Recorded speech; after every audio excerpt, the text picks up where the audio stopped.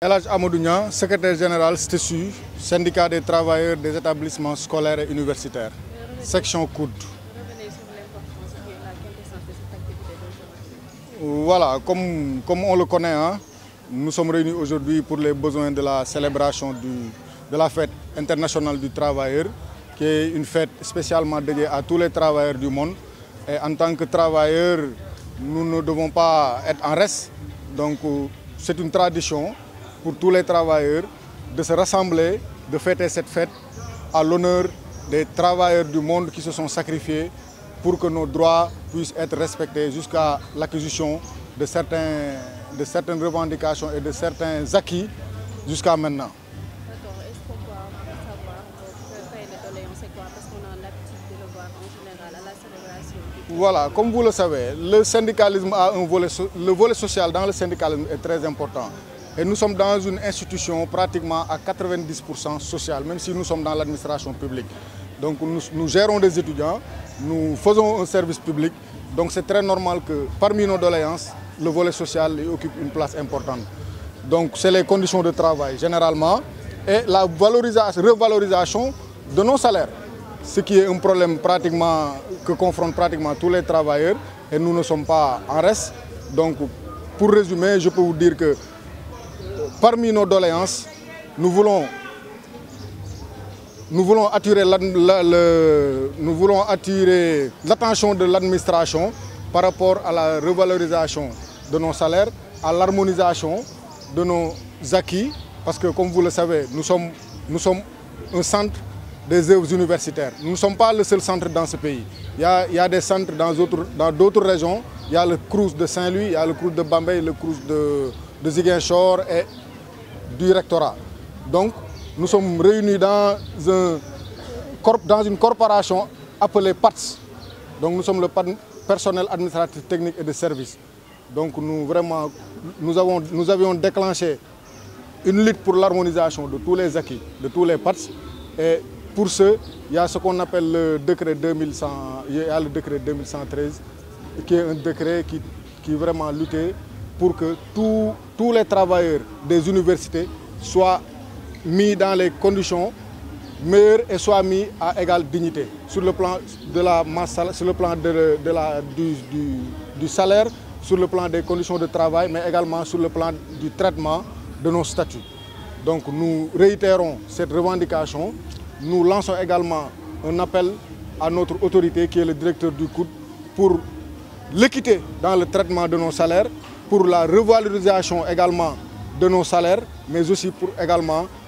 la meilleure condition de travail pour la plupart de nos agents qui sont dans des échelles un peu plus bas par rapport au cadre. Donc nous sommes dans une institution qui regroupe plusieurs catégories de travailleurs et nous aimerions vraiment à ce que tous les travailleurs soient traités au même pied, en tout cas comparés aux autres universités. Donc dans l'ensemble, nous voulons faire passer ce message et nous ne pouvons pas manquer de faire un clin d'œil à nos autres collègues qui ont été affectés à l'université de Kaolack et à l'université de Diamniadio. Parce que depuis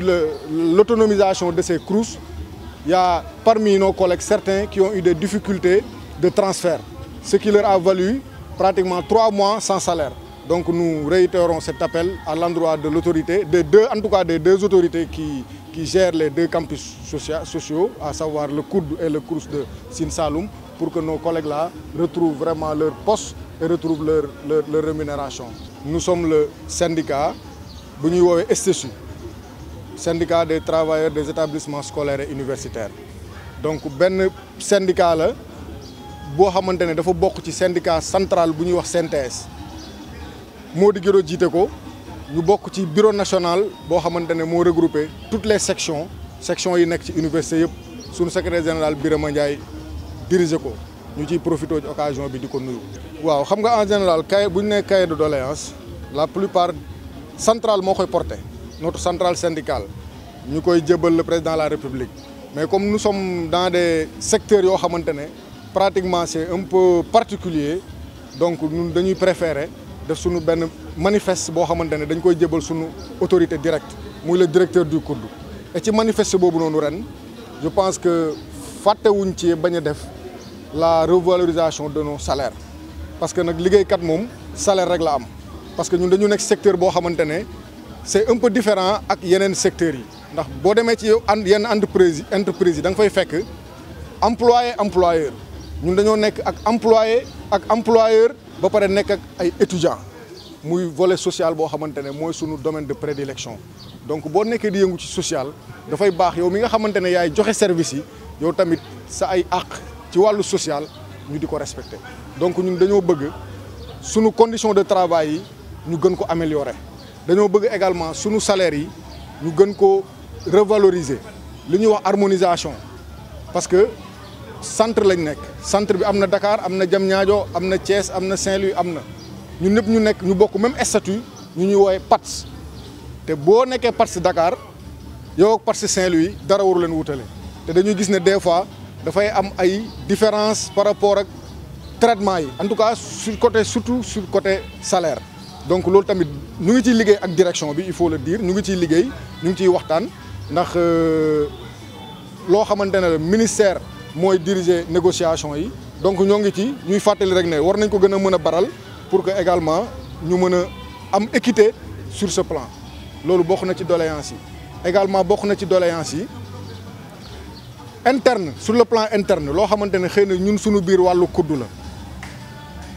syndicalisme bi nga xam ne moom la ñuy def parce que loi bi dafa ne boo nekkee ci bërëb di liggéey bu amee 11 travailleurs rek boobu dama ko fàtte ci version française bi war nga mën a am lu ñuy wax représentation délégué du personnel te ñun dañu gis ne depuis 2016 ñun au niveau du kuddu amuñu loolu xëy na nag duñ ne responsabilité bi administration bi kese la parce que ñun dañ ci am wàll mais looloo waral tey ñu jël suñu thème consacré ko sur les représentants du personnel dans l'entreprise l'importance du collège des délégués le cas du COUD parce que bëgg nañ dans les plus brefs délais suñu administration organiser élection délégué parce que ñàkk koo organiser lim ñuy jural ci jafe-jafe ñun travailleurs yi moo ëpp lu muy jural jafe-jafe administration te nekkuñu fi certes pour xëccantoog ñoom wala nekkuñu fi pour di fexe di leen indil problème waaye nag tamit bu ñu ko sañoon li nga xamante ne moom la ñu loi may muy collège muy délégué du personnel parce que organisation syndicale ñi syndiqué rek ñoo lay fal mais le délégué du personnel travailleurs yi ñoo koy fal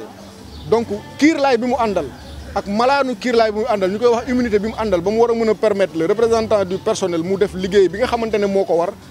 ñun dañ koo manqué ci kudd ndax ñun ñi ñu fal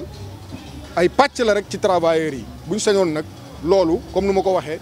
administration COUD ñu koy lancer appel dans les plus brefs délais ñu taxawal ñu élection yooyu noonu bu ko defee ku nekk xam kan moo lay représenter li nga xamante ne war nañ koo revendiquer ak war nañ koo doxal ci biir kër gi ñu doxal ko normalement parce que nag problème yi bari na ci kër gi dëgg la ñun ñëpp a nekk di liggéey góorgóorlu am na d'une part et d'autre mais dañuy gën a ñoŋal ba nga xamante ne problème yi nga xam ne moom la ñu jànkoonteel dañ ciy anticiper donc loolu daal moo nekkoon pratiquement la doléance la plus importante en tout cas pour cette année. mais yaa ngi ko doon wax ci nasaraan mu am ay collègues yoo xamante ne dañ leen affecté 3 mois la ñuy jot. effectivement xam nga kuddu mooy ndeyu centre yi bu ñu ko mën a waxee noonu bu weesoo boo génnee université Saint-Louis presque centre yi fi nekk yëpp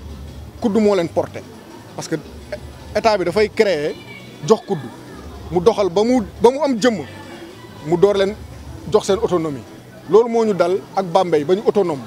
dal ñu ak Thiès ba ñu autonome dal ñu ak Ziguinchor ba ñu autonome